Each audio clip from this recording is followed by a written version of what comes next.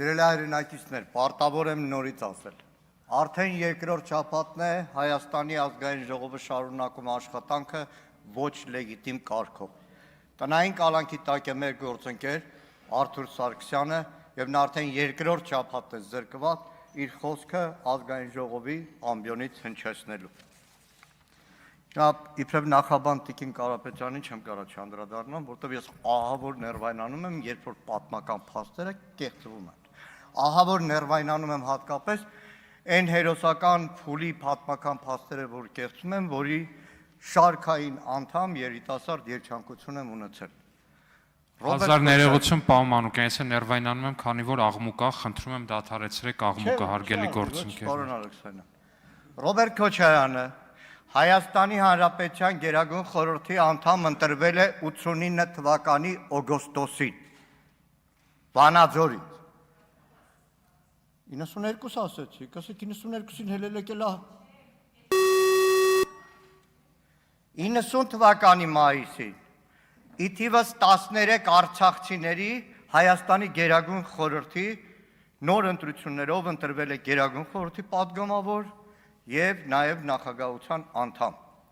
92 թվականին Ռոբերտ Քոչարյանը, ինչպես Արցախի բոլոր մեր հայրենակիցները, այդ թվում իր ընտանիքով, դեռ Լևոնը Քոչարյան փոքր երեխա եղել, իր ընտանիքով Ստեփանակերտի գնդակոծությունների տակ շարունակել էին կազմակերպական գործը, որն ի վերջո հանգեցրել է 94 թվականին հաղթական այն զինադադարին, որը շարունակվել է մինչև 2020 թվական ռազմական թեթև բախումներով։ Տիկին Կարապետյանը ներկայացնում է, թե Դաշնակցություն Ռոբերտ Քոչարյան հակասություններ ունեցել։ Իրականում, եթե ուսումնասիրեք այդ շրջանի Արցախի Գերագույն խորհրդի աշխատանքը, ամեն նորմալ մարդ հպարտություն կապրեր, որովհետև մտքերի բախումները, տեսակետների բախումները, որ եղել է Արցախի Գերագույն խորհրդում 91 թվականի դեկտեմբերի ընտրություններից հետո,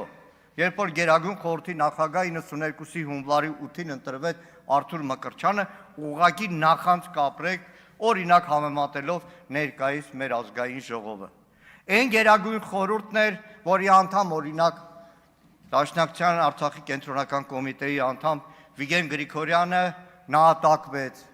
Այն Գերագույն խորհուրդն էր, որտեղ Քարին տակից Դաշնակցության կենտրոնական կոմիտեի անդամ Վաղո Արուշանյանը նահատակվեց, Վաղոյի տղան արդեն 44-օրյա պատերազմում նահատակվեց այդ Գերագույն խորհրդի անդամների մի կարևոր մասը։ Եվ պետք չի այդ քաղաքական պայքարը, բախումները, որ եղել են Արցախում, ներկայացնել ինչ-որ արտառոց բան։ Հիմա այսօրվա օրակարգի հետ կապված։ Որպեսզի պատկերացնենք իշխանությունների վերաբերմունքը Հայաստանի Հանրապետության քաղաքական իշխանության վերաբերմունքը Հայաստանի Հանրապետության զինված ուժերի նկատմամբ, ես մի քանի տարի առաջ գնամ։ 21 թվական օգոստոս 18, այստեղ մեր գործընկերների չաթերը կհիշեն, սահմանային լարվածություն էր, Հայաստան խմբակցությունը նախաձեռնեց զինված ուժերում սահմանում տեղի ունեցող հարցերի շուրջ պաշտպանության նախարարը ներկայանա ազգային ժողով։ Այդ ժամանակ ազգային ժողով եկավ այդ օրերին զինված ուժերի գլխավոր շտաբի պետի տեղակալ, օպերատիվ գլխավոր վարչության պետ, ներկայիս գլխավոր շտաբի պետ Էդվարդ Ասրյանը։ Փակ աշխատանքային հանդիպում էր, դրանից երկու օր հետո նախկին զինվորականները ասի, լսեք, Ասրյանին հաստատ հանելու է։ Մի քանի օր հետո զանգին ասին Գեղամ, որտից գիտեիք։ Իսկ գիտեք պատճառն ինչ էր։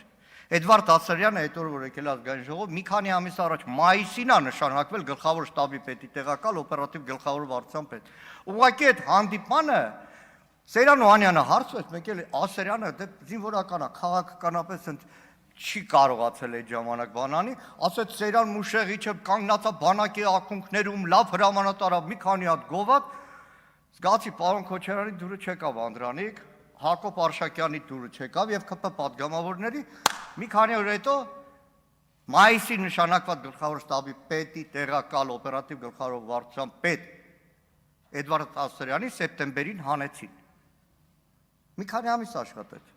որտեղ Սեյրան Օհանյանն էր գոված է։ Իհարկե Էդվարդ Ասրյանը ցավոք սրտի մինչև հիմա իր պաշտոնական կենսագրությունում խուսափում է գրի, որ 21 թվականի սեպտեմբերից մինչև 22 թվականը եղել է Արցախի պաշտպանության բանակի շտաբի պետ։ Այդ իր գործն է։ Մեր հանձնաժողովը, պաշտպանության հանձնաժողովը իրականում անցնող 5 տարիներին ակտիվ գործունեության մեջ է եղել։ Մենք այստեղ ահավոր քաղաքական բախումներ ենք ունեցել, ամենասուրբ բառերով, նաև հանձնաժողովում, շատ լարված օրեր ենք ունեցել, բայց քանի որ խոսքը վերաբերվել է Հայաստանի Հանրապետության անվտանգային համակարգին, մեր զինված ուժերին, չի եղել որևէ աշխատանքային քննարկում, որևէ մասնագիտական քննարկում, կատարողական բյուջեի նախագիծ, որ ընդդիմադիր падգամավորներով ակտիվ մինչև վերջ ներկայություն չունենանք։ Սա հանձնաժողովի մաս։ 23 թվականին Հայաստան խմբակցությունը նախաձեռնեց փակ նիստ Հայաստանի Հանրապետության զինված ուժերում ստեղծված իրավիճակը, խնդիրները, հրատապ անելիքները թեմայով վաղ եմ ունեցել զեկուցաբեր լինելու։ Մի մասը այս զեկույցի փակեր, գաղտնի էր, չեմ կարողացել հրապարակել։ Այստեղ մատնանշված են բազմաթիվ խնդիրներ, որոնք 23 թվականին մեր զինված ուժերի առջև ծառացած են։ Կանդրադառնամ դրանցից մի քանիսին։ 23 թվականին քննադատել եմ զինված ուժերի գլխավոր շտաբում կադրային խայտառակ թափուր տեղերը, ամենաբարձր պաշտոններին, ամիսներով գլխավոր վարչության պետեր, կորպուսի հրամանատարներ չեն նշանակվել։ Հիմա 26 թիվն ենք։ 26 թիվն ենք։ Հայաստանի Հանրապետության ռազմավարական կորպուսներից մեկի, 3-րդ բանակային կորպուսը հուլիսի 7-ից հրամանատար չունի։ Չունի։ Այստեղ Պարոն Գաբրելյանը, կարծեմ Վիլեն Գաբրելյանը, թե Արտուրը խոսեց, հատուկ նշանակության ստորաբաժանումների կարևորությունը։ Ադրբեջանը առօրյականից գիշեր կենտրոնացած է այդ զորամիավորումների ձևավորման կատարելագործման վրա։ Հուլիսի 7-ից Հայաստանի Հանրապետության զինված ուժերը չունեն հատուկ նշանակության ստորաբաժանումների հրամանատար։ Հանել են։ Իմիջիալոց սրտի խորքումոցի լավ էլ արել են, հանել են։ Գնդերեցների դեմ ամենակեղտոտ արշավ մղող Դավիդյան, հանեցին ու ուղարկեցին տուն, հիմա թափուր է, պաշտոնը չկա, և իրականում կադրային հարցում բազմաթիվ են եղել և երիտասարդ, և կայացած, և խելացի զինվորականներ, որոնք մի քիչ անհուսալի լինելու պատճառով այսօր զինված ուժերում չեն, ուղարկվել են թոշակի, պետությունը միլիոններ է ծախսել, Զինվորական ակադեմիաներ է ուղարկել, գլխավոր շտաբի ակադեմիա է ուղարկել, պրոզա է ուղարկել, միլիոնները ծախսել է, բայց ասել են անհուսալի է, գնա տուն։ Երկրորդը, այս անցնող նախընտրական շրջանում շատ խոսվեց 25-օրյա վարժական հավաքների մասին։ Նայեք, մեր հանձնաժողովում պարբերաբար այդ թեմայով խոսել եմ, պարբերաբար բարձրաձայնել ենք, 25-օրյա վարժական հավաքներ այո կարևոր է։ Այո, ռեզերվի հետ կապած պարբերական ուսուցումը խիստ անհրաժեշտ է,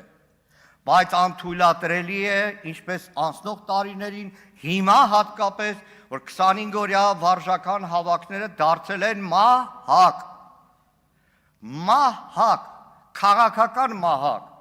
բոլորդ ականատես եք եղել, այդ Ռուսաստանից եկողները հիմա արդեն մոդա է դառել, մարդիկ գնում են Վրաստան հանգստանում, գալիս են, հենց սահմանացնում են միանգամից վարժական հավաքի կադրը։ Ռուսաստանում իրենց հոգևոր ծառայություն մատուցող քահանաների մի կարևոր մասը տարբեր առիթներով եկել է հայրենիք, ընտանիքը այստեղ է ապրում, միանգամից 25-օրյա վարժական հավաքների են ճանապարհում։ Իրականում օրերս հետ հանդեսի տպագրած 7 վարժական հավաքների եղած խնդիրների մասին։ Ինքը շատ ծանր էր խոսում էր, դրա համար գլխավոր շտաբի պետը շտապեց մի անգամից գնա այդ մարտական դիրքերը, հետո բոլորին էլ հասկանալի էր անձեն աչքով, որ շեֆի գալուն պատրաստվել էին, էլի, բիրք եկեղբաները, ամեն ինչը պատրաստել էին, բայց այդ պրոբլեմը կա։ Իմիջիալոց այս կտրվածքով պարոն Ալեքսանդրը մի անգամ ֆրակցիայի անունից էլ էլի։ Այս կտրվածքով կարծում Սասուն Միքայելյանը կհաստատի ժամանակը։ այսօր առաջնագծում արտական հերթապահություն իրականացնող մեր հայրենակիցների շատերը, որ երկրապահի շրջանակներում այլ ձևաչափերով իրականացնում են, վերջին մի քանի ամիսներին լրջագույն խնդրի առաջ են կանգնել։ Բոլորին էլ հասկանալի է, չէ՞, այո, հայրենասիրությունը կա, բայց նաև մարդիկ մարտական հերթապահությունը տարիքում գնում են նաև գումար ստանալու համար, որը շատ էլ մեծ չի։ Գիտեմ, որ այդ մարդիկ մի տնից ցենք, մի տեղից չենք, հասկանում են, որ դահակը կա, հազարավոր մեր հայրենակիցներ դահակի տակ են։ Առաջ ոնց էր գալիս էին 15 օր հետո գնում էին անձնագրով փոշտ, այդ գումարը ստանում են։ Հիմա քարտերի վրա է։ Մարդը գնում է հայրենիքի ծառայությունը մատուցում է, շահում է մեր դահակը։ Փողը միանգամից փոխանցված փողի մի առույցի բաժինը գնում է դահակը։ Անցնող 5 տարիներին ամենօրյա իմ խոսակցության նյութ ա եղել ատեստացիան։ Մեր խոսակցության նյութ ա եղել ատեստացիան, որովհետև պարբերաբար շեշտել ենք, որ ատեստացիան մասնագիտական առաջխաղացման, մասնագիտական համապատասխանելիության հարց է եւ ոչ թե փող բաժանելու հարց է։ Դրա համար անցնող տարիներին այս ընտրություններին համոզված շարունակել ենք պնդել, որ մեր բանակում զինված ուժերում վարձատրության բազային աշխատավարձի փոփոխությունն է, որ հարցը լուծում է։ Ու պարզ օրինակը ես ձեզ ասեմ, մի 2 տարի առաջ էր կորպուսներից մեկ նոր տարվան նոր գործընկերներին տեղեկացնեմ, ավանդաբար ընդդիմադիր բոլոր պատգամները, շատ պատգամներ նոր տարվա վերջի 2 օրը բոլոր մարտական հենակետերով գնում են զինվորների նոր տարի շնորհավորելու։ Գնացել ենք հրամանատարներից մեկն է, դե ասում ընդդիմադիր պատգամավորը զգուշել եմ, պարոն Մանուկյան, ատեստացիան հանձնել եմ, փողս ավելացել է, բան, հերել ենք պոստ, զինվորների համար ճաշ եմ սարքում։ Մեկ էլ ասեմ, տղեկ, երբ եք պոստ բարձրացել, դա դեկտեմբեր 28-29-ն է։ Նոյեմբերի առաջի օրերին, ասեմ նոյեմբեր, դեկտեմբեր, հունվարի կես նոր իջնելու է, 3 ամիս համարյա։ Այս հրամանատարը զգաց, ինչա կատարում, աչքերը իջացրեց։ Հետ գալուց ասեմ, լսի, քանի կոպեկի արժեք ունի քո բարձր աշխատավարձը, եթե դու չես կարողանում կազմակերպել քո զորամիավորումը մարտական հերթապահությունը։ Այս դժբախտ դեպքերը, որ կան, ստատիստիկան, որ նայենք, քանի կոպեկի արժեք ունի, այդտեղ ատեստացիայով, չգիտեմ, հրամանատարի տեղակալի աշխատավարձի բարձրացումը, եթե իր աշխատանքի ծառայության մեջ նա թերացել է։ Հիմա մի հատ ուրիշ ահավոր բան է կատարվում։ Շատ խոսվեց զոհվածների ցանկերի հետ կապված։ Պարոն Գաբրելյան, զինապահում չկա 44 օրյա պատերազմում մեր նահատակների զոհվածների բոլորի անունը։ Չի հրապարակվել 22 թվականի սեպտեմբեր 13-14-ի ադրբեջանական ագրեսիայի հետևանքով բոլոր զոհվածների անունը։ Իդեպ անցած տարի զինուց ծրագիրը այդ օրը որոշեցի նայեմ սեպտեմբերի 13-ին նույն օրն են զոհվել։ Ամբողջ հաղորդման մեջ մի բառ չասեց, որ մեր զինված ուժերի 264 զինծառայող զոհվել է 3 տարի առաջ։ 23 թվական սեպտեմբեր 19-20 Արցախի պաշտպանության բանակի զոհերի անունները պաշտպանության նախարարությունը տրամադրեց ինձ, բայց գաղտնի գրությամբ, որ ես հատիկ անունները չկարողանամ հրապարակել։ Չկա այդ ցանկերը։ Ճիշտ է, զինապահում հիմական նահատակների մասին կենսագրություններ, բայց բոլորը չի։ Օրինակ ինձ դիմել են որպես երկիր մեդիա, մենք ժամանակին մեզ բացակայ չդնեք, շարք ունենք մոտ 2300 նահատակի մասին վիդեոհոլովակներ ենք, բայց դա թերի է։ Ինչ վերաբերվում է վերջին շրջանում զոհերի թիվը, մի ահավոր բան է կատարվում։ Հայաստանում մամուլում միշտ եղել է ոսկե օրենք։ Բանակում զոհի մասին մեկս իրավունք չունեին խոսելու, մինչև պաշտպանության նախարարությունը չհայտարարե։ Մեր համար դա սրբություն է, որտեղ բոլորս հասկանում ենք զոհի մասին լուրը տաս, չասես Գեգամ Մանուկյան, ամբողջ զինված ուժերում ծառայողների ծնողների սիրտը պայթելու է։ Հիմա վերջին շրջանում բեժները չի, որ դիտի ինչ լսում է տպում է։ Անունը չկա, 2-3 օրով անուն չեն հրապարակում, բայց հիմա ավելի սարսափելի տեղ ենք հասել։ Հիմա այլևս պաշտպանության նախարարությունը իր զինծառայողի եղերական մահը, ինքնասպանությունը, սպանությունը, դժբախտ դեպքը ոնց կուզեք, չի էլ հաղորդում, չի սփոփում այդ զոհվածի հարազատների, ընտանիքի անդամներին, այդ գործը թողել են քննչական կոմիտեին։ Քննչական կոմիտեն հարուցվել է քրեական գործ ու հպարտ է։ արդյունքում զինված ուժերի զինծառայողի նկատմամբ վերաբերմունքը։ Մյուս հարցը, նայեք, այս տարի ԿՊ-ն ընտրություններից առաջ կրճատեց ծառայությունը, 1.5 տարի։ Շատ լավ 1.5 տարի, բայց 1.5 տարի կրճատելը, այ պաշտպանության նախարարության ներկայացուցիչներին ասում ենք հիմնավորում ունեք, քանի անգամ նամակ գրեցի հիմնավորում չեղավ։ Բոլորի հիմքը հիմնավորումների Նիկոլ Փաշինյանի Facebook-յան լայվն էր։ Դա թե չտվեցին հիմնավորումներ։ Դեռ հարց, որ եթե ունեն հիմնավորումներ